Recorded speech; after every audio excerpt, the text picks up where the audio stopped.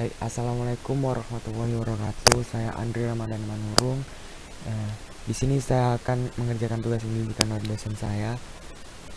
Tugas saya itu adalah menjelaskan desain database, diagram ERD, entitas atribut dan set entitas, kemudian fitur-fitur tambahan pada model ERD.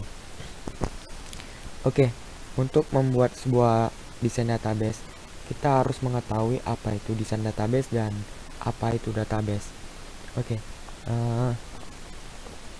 desain database.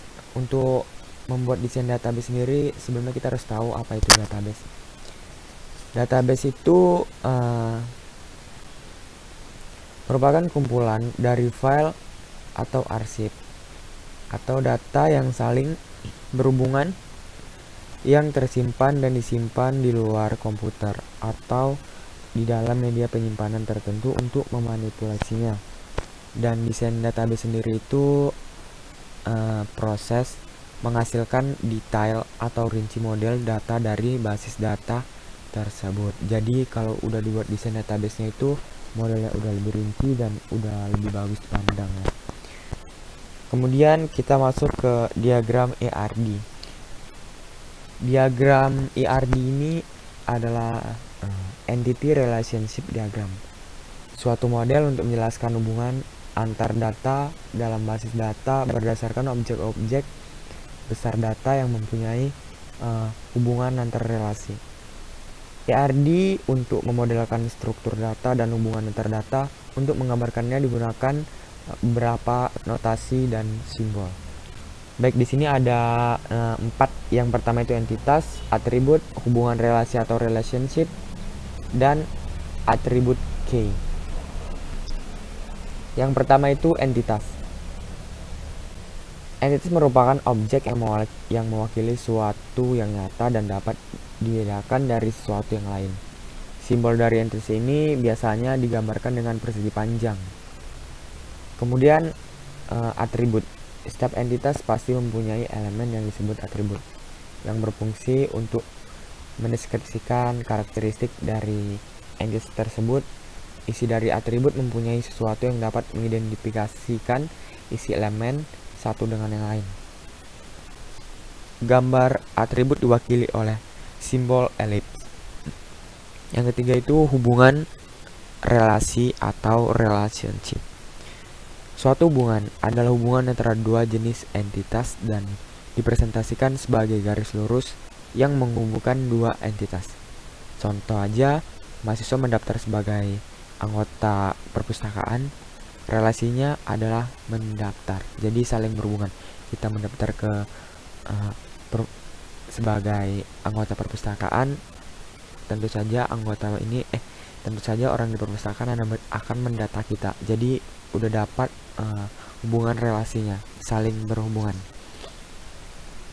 Terakhir itu ada atribut key. Atribut key ini satu atau gabungan dari beberapa atribut yang dapat membedakan semua baris data atau row record dalam tabel secara unik.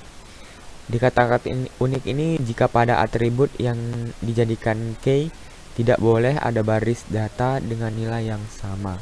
Contoh nomor pokok mahasiswa dan nomor pokok lainnya. Contoh ada NIM.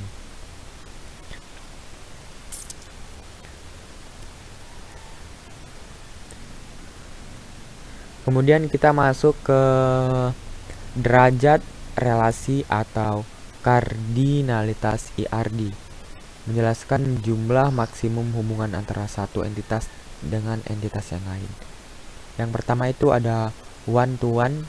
Setiap anggota entitas A hanya boleh berhubungan dengan satu entitas B, begitu pula sebaliknya. Jadi one to one itu dia kayak si A ini berhubungan sama si A ini cuma bisa berhubungan sama si B, dan si B ini cuma bisa berhubungan dengan si A. Kemudian one to many. Setiap anggota entitas A dapat berhubungan dengan lebih dari satu anggota entitas B, tapi tidak sebaliknya. Jadi setiap entitas A ini bisa berhubungan sama B, tapi nggak harus dengan B aja, dia bisa ke C, bisa ke lainnya. Tapi B tidak bisa tidak bisa berhubungan dengan yang lainnya, cuma si B ini cuma bisa berhubungan dengan si A. Kayak nggak adil. Terus many to many. Setiap entitas A dapat berhubungan dengan banyak entitas himpunan entitas B dan demikian pula sebaliknya. Setiap entitas A dapat berhubungan dengan banyak entitas himpunan entitas B dan demikian pula. Jadi semua si A bisa berhubungan dengan banyak, si B juga bisa berhubungan dengan banyak. Jadi ini sama semuanya. Oke, kemudian kita masuk ke ini.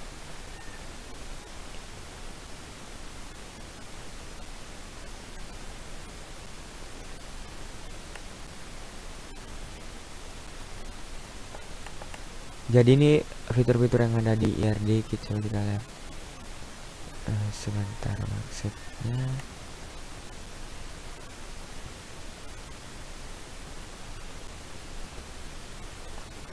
Nah, oke. Di sini tuh yang pertama itu ada entity.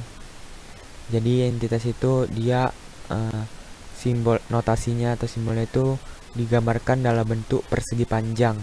Kemudian ada weak entity. Di situ ada persegi panjang, cuma persegi panjang kayak di double. Kemudian relationship dia berbentuk seperti ini. Kemudian ada identifying relationship. Jadi dia sama kayak simbol relationship tapi dia di double. Kemudian atribut itu ada lingkaran. Kemudian atribut primary key dia bentuknya seperti ini. Kemudian atribut value dia seperti ini. Kemudian atribut composite itu seperti ini. Atribut derivatif juga seperti ini. Oke, baiklah, sekian dari penjelasan saya tentang materi hari ini. Kurang lebihnya saya minta maaf. Assalamualaikum warahmatullahi wabarakatuh.